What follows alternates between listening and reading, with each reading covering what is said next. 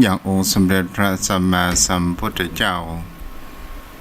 ขอกราบนอบน้อมวันตาครั้งที่สองน้อมระลึกถึงอย่างพระสัทธรรมคำสอนขององค์สมเด็จพระสัมมาสัมพุทธเจ้าขอกราบนอบน้อมวันตาครั้งที่สามรำลึกถึงอย่างพระสงฆ์สาวกขององค์สมเด็จพระสัมมาสัมพุทธเจ้าและขอถวายความนอบน้อมมายังครูบาอาจารย์พระเถรานุเถระพระภิกษุสงฆ์สามเณรท่านผู้ฟังทุกท่านและขอเจริญพรทุกรูปทุกตนทุกองค์และขอเจริญพรมายังป่อหมอนแม่หมอนป่ออุ้ยแม่อุ้ยโยมป่อโยมแม่โยมปี่โยมน้องผู้มีบุญทุกท่านที่ติดตามรับฟังรายการธรรมะยามเย็นจากตนตัวของอาตมาพระครูไพศาลสุตตกรเจ้าอาวาสวัดทุ่งปากเกร็ดตำบลหนองหานอำเภอสันทรายจังหวัดเชียงใหม่ในนามของคณะสงฆ์จังหวัดเชียงใหม่ในนามคณะสงฆ์ของอำเภอสันทรายทางสถานีวิทยุขึ้นเพื่อศึกษาพระพุทธศาสนาและวัฒนธรรม 104.5 เมกะเฮิรตซ์ออกจากเสียงห้องส่งจากวัดไผ่หินโดยอาจารย์ท่านพระครูสมุวิศวัตรกับผู้อำนวยการในวันนี้ก็เป็นวันพลัดตามเวลาประมาณ5 โมงเย็นถึง6 โมงโดยประมาณวันนี้ก็มาราชามีการขาดตกปกพร่องบางประการก็ขออภัยไว้ในที่นี้ตัววันนี้สถาญาติโยมมาพบปะกันยามแรงวันนี้ตุเจ้าเก็บมีหันว่าอากาศยามแรงของฤดูหนาวเมื่อตะวันใกล้จะอัสดงคตหรือว่าตะวันคาบแก้วแสงแดดอ่อนดูเหมือนกับว่าสิงห่มในบรรยากาศเก่าๆในอดีตวิถีชีวิตของคนเราของโยมพ่อโยมแม่ก็ตามของผู้ที่เกิดย้อนหลังไปสัก50 ปี60 ปีหรือประมาณ40 ปีก็ตามที่ยังหันวิถีชีวิตเก่าๆอยู่เราจะหันว่าวิถีชีวิตเก่าๆที่โยมพ่อโยมแม่คงเคยสัมผัสว่าช่วงแมลงมันจะมีกิจกรรมที่เขานั้นได้ยินเสียงกันอยู่ตลอดก็คือกิจกรรมนี้ในการที่เขาเป็นของว่าเกลือข้าวหมูนี่สถาญาติโยมพ่อโยมแม่เขาก็คงได้มีความผูกพันในวิถีชีวิตเก่าๆของคนเฮานี่เป็นสิ่งที่คนเฮานั้นวิถีชีวิตนี้เรือนหายไปสูญหายไปปัจจุบันเป็นเพียงแค่หมูที่เป็นได้เลี้ยงเป็นฟาร์มสถาญาติโยมบ้านเวลามันผ่านไปไวเหมือนโคหกวันนี้กับวันที่19 เดือนพฤศจิกายนกับค้างแหม40 กว่าวันเท่าอันเกิดจะมด ปีพุทธศักราช2563แล้วเอาละโยมพ่อโยมแม่เพื่อมาให้เสียเวลาเราก็จะเข้าสู่กติธรรมในการสิ่งที่คนเรานั้นควรจะศึกษาวันนี้จะอู้ถึงความระดับความสำคัญของคำว่าสำคัญแห่งการเวลานั้นมันให้ถูกต้องสลาญาติโยมพ่อโยมแม่คนเฮาคำว่าไม่มีเวลาคือบ่มีเวลามันเกิดเป็นปัญหาใหญ่ของคนในยุคปัจจุบันในยุคนี้เป็นสิ่งที่คนเฮาหันจะเกิดขึ้นจริงบางคราวก็เป็นข้ออ้างบางคราวก็เป็นเรื่องสำคัญอย่างแท้จริงว่ามันมีเวลาเป็นปัญหาส่วนหนึ่งของวิถีชีวิตของคนเฮานั้นในปัจจุบันการระดับความสำคัญของเวลาคนเฮานั้นส่วนใหญ่มักหมดไปกับสิ่งที่ความเร่งด่วนหรือเป็นสิ่งที่เจ้านายสั่งมีการขีดเส้นตายว่าวันพรุ่งนี้ต้องเสร็จอย่างแน่นอนสิ่งเหล่านี้เราจะเห็นกันได้ว่าแม้กระทั่งนักเรียนนักศึกษาก็ตามบางสิ่งบางอย่างคนเราจะเห็นได้ว่าวันที่นั้นต้องทำงานส่งครูบางครั้งบางคราวบางคนก็บอกว่ายังมีเวลาอยู่พอมาถึงใกล้เวลาก็จะเริ่มสรรหาแห่งคำว่าการงานสิ่งที่คุณนั้นจะเอาอย่างนี้เป็นต้นและเราจะเห็นได้ว่าความเร่งด่วนวิถีชีวิตของคนเราในปัจจุบันก็คือตื่นเช้าขึ้นมาก็ต้องรีบทำธุระส่วนตัวบางครั้งก็ได้กินข้าวบางครั้งก็ไม่ได้กินข้าวยังกับครอบครัวกับพ่อแม่หรือว่ากับลูกภรรยาสามีก็ตามความเร่งด่วนนั้นมันมีอยู่สองประเภทด้วยกันด่วนและสำคัญประการที่สองนั้นก็คือด่วนแต่ประสำคัญด่วนและสำคัญนั้นหมายถึงประการเช่นใดศรัทธาญาติโยมทั้งหลายด่วนและสำคัญเป็นสิ่งที่คนเฮานั้นจะได้หันว่าอย่างเช่นด่วนเจ้านายสั่งมาว่าวันพรุ่งนี้คุณจะต้องทำงานให้เสร็จแล้วคนที่รับงานผู้ใต้บังคับบัญชาก็จะต้องมีความเครียดและเดือดร้อนเกิดขึ้นว่าวันพรุ่งนี้งานก็จะต้องมีความสำเร็จเกิดขึ้นเพราะว่ากิจกรรมการงานบางสิ่งบางอย่างที่เจ้านายสั่งมาเพราะว่าวันพรุ่งนี้เป็นพิธีเปิดอาคารหออาคารสำนักงานต่างๆสิ่งนี้เราก็จะหันกันได้ว่าแทบไม่มีคำว่าเวลาที่จะเมื่อยจะป่วยจะไปหาหมอแทบจะไม่ได้ตลอดจนถึงเป็นสิ่งที่คนเฮานั้นแถมประการหนึ่งคำว่าด่วนและสำคัญมากที่สุดนั้นก็คือชีวิตของคนเฮาถ้าเวลาเฮาเจ็บเป็นป่วยหนักเฮาก็จะต้องมีคำว่าต้องเปิดห้องว่าต้องส่งโรงพยาบาลห้องฉุกเฉินและก็ถามเมื่อคนเฮานั้นต้องมีความรีบเร่งเกิดขึ้นกับชีวิตของคนเฮา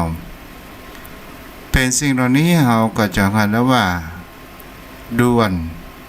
และสำคัญมากด่วนแต่ประสำคัญนี้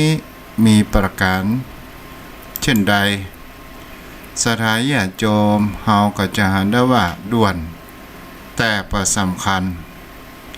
ก็หมายถึงคำว่าเป็นสิ่งที่คนเฮานั้นเฮาจะหาได้ว่าบางครั้งบางสิ่งบางอย่างคนเฮามีการที่ว่าเฮารู้ว่าสิ่งที่มันจะมาถึงในเวลาของเฮามันมีความสำคัญแต่มันบ่ด่วนและเฮาบ่ได้ให้ความสำคัญกับมันด่วนแต่บ่สำคัญเช่นคืนนี้มีคำว่าคืนนี้มีการมีงานที่โรงเรียนหรือว่ามีการมีงานที่ในห้างสรรพสินค้าดาราคนนั้นคนนี้มาอย่างนี้เป็นต้นหรือว่ามีการถ่ายทอดนางงามจักรวาลก็ตามหรือว่าละครที่เฮาติดตามอยู่ที่เฮาผูกพันอยู่วันนี้ละครมันจะเป็นตอนอวสานและเฮาก็ให้ความสำคัญแต่เป็นสิ่งที่เฮาจะหันได้ว่ามันบ่มีความว่าด่วนและแต่เฮามาให้ได้ให้ความสำคัญมากนักแต่เฮาพลาดในการที่เฮาจะดูละครทีวีนี้บ่ได้เฮาจะเอางานอันอื่นนั้นไว้เป็นเรื่องในภายหลังสิ่งเหล่านี้เฮาก็จะหันกันได้ว่าวิถีชีวิตของคนเฮานั้นมีคำว่าด่วนและสำคัญด่วน2ด่วนแต่บ่สำคัญแม้กระทั่งในชีวิตของคนเฮาก็ตามสิ่งที่เฮาจะหันได้ว่าด่วนแต่สำคัญนั้นก็คือเป็นสิ่งที่คนเฮานั้นก็จะหันกันได้ก็คือคำว่าได้แก่การฝึกฝนจิตใจทำให้สมาธิเกิดและทำให้เฮานั้นมีสติมีปัญญาโดยการเจริญจิตภาวนาให้ปัญญาของคนเฮานั้นได้เกิดขึ้นพร้อมโดยครอบครัวอย่างเช่นศรัทธาญาติโยมทั้งหลายเฮาจะหันได้ว่าเมื่อเฮานั้นเป็นยามละอ่อนยามเด็กเฮาก็จะได้มีการที่ว่าเฮาได้อยู่กับพ่อกับแม่พอวันเวลาผ่านไปนั้นเฮาก็จะต้องมีการว่าพัดพรากจากครอบครัวอันแสนอบอุ่นเป็นสิ่งที่คนเฮานั้นจะหันได้ว่าวันเวลาของคนเฮานั้นมันผ่านไปแต่เฮาบ่ได้ให้ความสำคัญกับชีวิตมันก็เป็นด่วนแต่บ่สำคัญนั่นเองแต่ถ้าว่าบุคคลที่มีความคิดเป็นสิ่งที่คนเฮานั้นจะหันได้ว่าด่วนแต่สำคัญก็หมายถึงว่าชีวิตของคนเฮานั้นมันเหลือน้อยไปลงทุกทีมันเหลือไปลงทุกขณะเป็นสิ่งที่คนเฮานั้นโดยการคิดว่าเฮาได้ทำสิ่งที่เวลาที่เฮาเหลืออยู่เฮาได้ทำสิ่งดีๆอย่างไว้พ้องนี่เป็นสิ่งที่คนเฮานั้นถ้าเฮามาแบบเป็นวิถีชีวิตของคนเฮาชีวิตของคนเฮานั้นจะหันว่าบางคราวคนที่ทำการทำงานเฮาจะถึงวิถีชีวิตทำมาหากินของคนในปัจจุบันด่วนและสำคัญก็หมายถึงว่าเฮาได้ให้สิ่งมีค่าของตัวของเฮานั้นหรือว่าเวลาของตัวของเฮานั้นให้กับคนอื่นมากกว่าให้กับเวลาของตัวเองอยู่มากอย่างเช่นลูกเจ้ามาเฮาก็ไปทำการทำงานอยู่ตลอดเวลาวิถีชีวิตและวงจรของคนเฮาถ้าเป็นงานราชการทำไปจนถึงคำว่าปลดเกษียณอายุแต่ถ้าว่าทำงานเป็นของเอกชนเปิ้นก็ดูสภาพ ว่าทำงานเป็นอย่างใดพ้องและเป็นสิ่งที่คนเฮานั้นก็จะหานกันได้ว่าการงานและวันเวลาส่วนใหญ่นั้นของเฮานั้นเป็นของคนอื่นมากกว่าเป็นของตัวเองและก็สิ่งที่ประการแห่งประการหนึ่งด่วนแต่ประสำคัญสิ่งที่คนเฮานั้นจะหันกันได้เฮาบ่ได้ให้ความสำคัญกับชีวิตของเฮาว่าเวลาขณะนี้ตอนนี้เฮาอายุเท่าใดเฮาเปลี่ยนแปลงไปมากขน้อยขนาดไหนเฮาก็จะต้องมีคำว่าเกิดแก่เจ็บตายและเป็นสิ่งที่เฮาจะควรคิดถึงเพราะว่าสิ่งที่คนเฮาค้นหากันมากที่สุดนั้นก็คือว่าความสงบแห่งจิตใจความสุขแห่งจิตใจนั่นเองเป็นสิ่งที่คนเฮานั้นก็จะหานกันได้ว่าจิตใจของคนเฮานี้มันทำได้ทุกสิ่งทุกอย่างถ้าเฮาบ่ฝึกมันจะก่อคือเกิดแห่งเขาว่าอยู่ใต้อำนาจ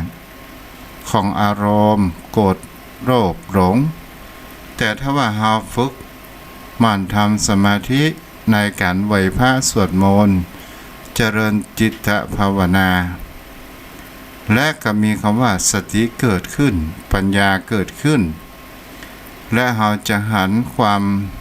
เป็นมาเป็นไปของชีวิตของคนเรานั้นเกิดขึ้นได้และเฮาจะฮือเวลากับชีวิตของเฮาอย่างใดพ้องเช่นเฮาจะมีการถ้าเฮามีพ่อมีแม่อยู่เฮาก็ไปเยี่ยมเยียนพ่อแม่สนทนาหรือว่าเฮามีกับเฮาเป็นพ่อเป็นแม่ของลูกเฮาก็ได้ให้ความอบอุ่นกับลูกเต้าได้อบรมลูกเต้าตลอดจนถึงบางท่านบางคนนั้นจะเป็นการที่ออกกำลังกายเพื่อผ่อนคลายความเครียดและเสริมกำลังเสริมชีวิตให้เฮานั้นมีความยืดยาวและมีโอกาสที่เฮาจะได้ทำสิ่งดีๆเกิดขึ้นศรัทธาญาติโยมทั้งหลายเป็นสิ่งที่คนเฮานั้นก็จะหันกันได้ว่าถ้าเฮาไม่ได้ทำสิ่งดีๆมันเกิดขึ้นและเฮาจะหันได้ว่าถ้าใกล้วันเวลาที่เฮาจะหมดลมหายใจถ้าเฮามีจิตสำนึกในเมื่อนั้นมันก็จะหมดโอกาสไปและแถมประการหนึ่งคนเฮาจะหันกันได้ว่าโยมพ่อโยมแม่คำว่าบางท่านบางคนบอกว่าบุคคลใดที่ชอบจนไก่เมื่อเจ็บป่วยยามเป็นก่อนที่จะตายก็จะเอาน้ำเอาผ้าจุบน้ำเจ็ดตามข้อแห้ข้อแขนตามคอมันฮ้อนหรือบางท่านบางคนที่มีอาชีพในการฆ่าสัตว์เพื่อการค้าเฮาก็จะอ่านได้ว่าจิตของเขานั้นก็มีความผูกพันในสัตว์เหล่านั้นก็จะมีการควนคางห้องอย่างกับงัวกับควายห้องอย่างกับหมูอย่างนี้เป็นต้นตลอดจนถึงบางท่านบางคนมีการกระทำกับพ่อแม่โดยความผิดเป็นการพูดจาหยาบคายทะเลาะวิวาทเอาพ่อแม่เป็นเบื้องล่างของตัวเองเฮาก็จะหันได้ว่าบุคคลนั้นจะได้รับข้อกรรมแบบทรมานเกิดขึ้นสิ่งเหล่านี้เฮาจะหันว่ามันเป็นเพราะอะไรหยังประการที่ต่อมาบุคคลที่ชอบทำบุญกินทานมีความผูกพันทางพระพุทธศาสนาโดยจิตใจอันเบิกบานและเฮาจะหันได้ว่าบุคคลผู้มีการสำรวมจิต จะมีการตื่นรู้อยู่เสมอมีสติอยู่เสมอถึงจะใกล้หมดลมหายใจไปก็ยังมีสติอยู่บางท่านบางคนนั้นก็เป็นห่วงของทรัพย์สินสมบัติอยู่มากมายจะมีความกระวนกระวายเกิดขึ้นได้อย่างไรประการมันเป็นเพราะอะไรอย่างเล่ามันก็เป็นเพราะคำว่าจิตหาปล่อยหมกมุ่นในสิ่งเหล่านั้นอยู่ตลอดถ้าเฮาดูก็เป็นสิ่งที่เฮาก็จะหันได้ว่าความว่าหมกมุ่นก็หมายถึงคำว่าเฮาพัวพันในสิ่งนั้นอยู่ตลอดถ้าเฮาพัวพันในสิ่งที่บดีจิตของคนเฮานั้นจะมีแต่ความว่าเศร้าหมองเกิดขึ้นถ้าเฮาผูกพันในสิ่งที่ดีจิตของคนเฮานั้นก็จะมีความผ่องใสสิ่งที่ดีๆเกิดขึ้นศรัทธาญาติโยมทั้งหลายบางท่านบางคนนั้นอ้างว่าบ่มีเวลาพักผ่อนกาลเวลาไปอยู่เรื่อยๆไปเป็นสิ่งที่คนเฮานั้นจะหันกันได้ว่าถ้าว่าเฮาล้มป่วยไปแล้วเฮามาหันเวลาเฮาจะพักผ่อนก็บ่สามารถที่จะพักผ่อนได้โยมพ่อโยมแม่ก็มีผู้มีความประสบการณ์มีครอบครัวหนึ่งก็คือมีลูกกับพ่อก็ได้มีความผูกพันลูกเป่ากับพ่อก็เป็นสิ่งที่พ่อนั้นมีความชื่นชอบได้ทำอาหารการกินให้กับลูกอยู่สม่ำเสมอเมื่อตอนเล็กๆก็ได้กินอาหารกินข้าววันเวลาผ่านไปศรัทธาญาติโยมทั้งหลายเมื่อละอ่อนคนนี้เติบโตเจริญใหญ่ขึ้นได้เรียนได้ศึกษาไปเป็นระดับไปมัธยมและมหาวิทยาลัยจนมีหน้าที่การงานเกิดขึ้นละอ่อนคนนี้ หรือว่าพ่อใจคนนี้ก็ได้มีความสัญญาให้กับพ่อว่า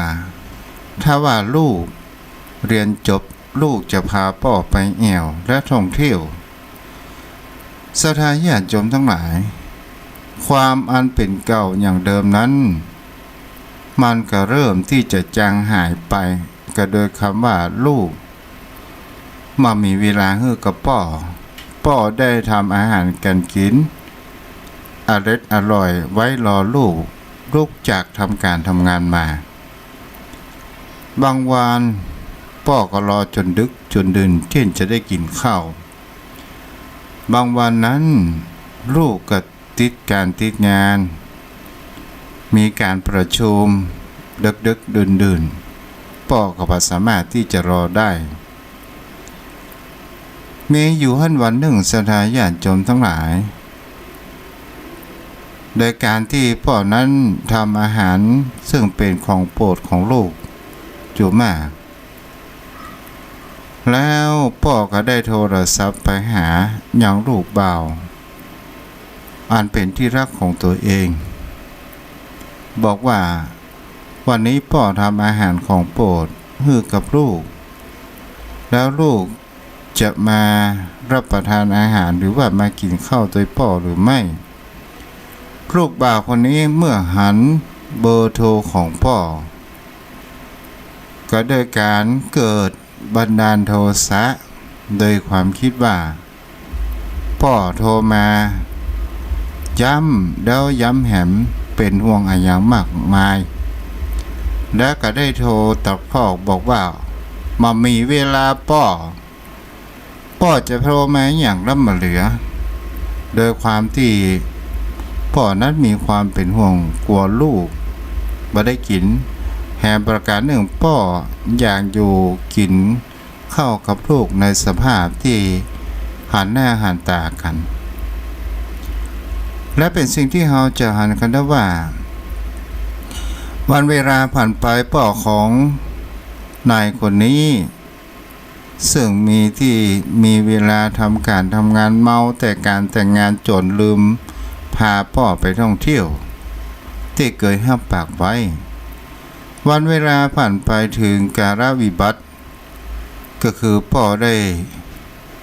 ตายจากโลกนี้ไปวันที่พ่อตายนั้นลูกพ่อใจคนนี้ก็ได้ให้เศร้าเสริมและมีจิตสำนึกมาทีหลังให้เสียอกเสียใจสุดท้ายศรัทธาญาติโยมทั้งหลายได้มีสติได้เอารองเท้าของพ่อใส่รถพาพ่อไปท่องเที่ยวเมื่อคนเรามีสติและมีจิตสำนึกในสิ่งที่ของที่มันมีอยู่ของที่มันมามีแล้วมันก็บ่สามารถที่จะเสาะหาอย่างมาแทนได้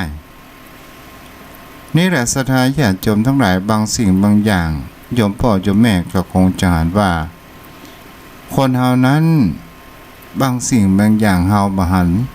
ความสำคัญแม้เป็นทั้งของสิ่งที่ใกล้ตัวเฮาจะหันได้ว่าแม้กระทั่งปากกาดินสอดังยางถ้วยโหโอชามต่างๆนานาทั้งหลายเมื่อเฮามาหารคุณค่าของมันแต่เมื่อมันถึงเวลาที่มันมีคุณค่าเฮาจะวิ่งหามันสุดท้ายแล้วมันก็ไปอยู่มันก็หายถ้วยโหโอชามที่เป็นกระเบื้องบางคราวมันก็แตกไปและเฮามีจิตสำนึกทีหลังว่ากูน่าจะเก็บไว้ดีๆอย่างนี้เป็นต้นพ่อแม่เป็นสิ่งที่ใกล้ตัวมากที่สุดและเฮาก็จะหันกันได้ว่าถ้าเฮาบ่ให้ความสำคัญกับพ่อแม่ถ้าว่าท่านจากเฮาไปแล้วเฮาก็บ่สามารถที่จะเสาะหาแต่ได้เฮาจะห่อข้าวปันใดก็ตามก็เสาะหาบ่ได้เฮาจะมีเงินปันใดก็ตามก็บ่สามารถที่จะซื้อท่านกลับคืนมาได้สิ่งเหล่านี้เฮาจะหันกันได้ว่าเวลาเมื่อมันเป็นสิ่ง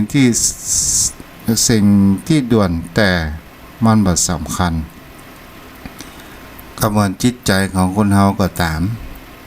ถ้าคนเฮาหูคิงเมื่อใกล้ตายเฮาก็บ่สามารถที่จะกระทำอะไรอย่างได้แต่ถ้าว่าเฮาหูคิง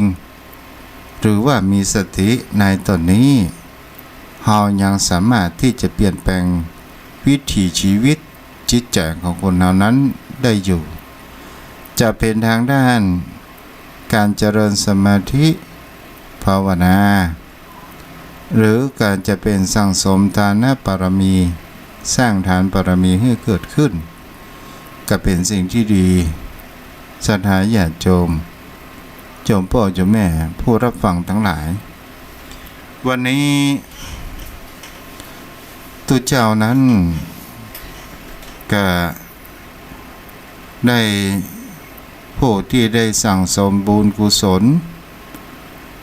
พอที่ซื้อแผ่นสำเร็จซึ่งมันอยู่2 เม็ดมันตกอยู่200 ผายตัวเจ้าหันว่าถ้าฝั่งที่บ่อเลี้ยงป่ามันเป็นตาป่าหรือว่าเป็นตาน้ำตัวเจ้าก็บ่ฮู้มันเป็นบ่อดินมันก็เซาะไปจนถึงเหลือแผ่นดินน้อยก็เลยเสาะหาแผ่นปูนที่มีความสำเร็จเกิดขึ้น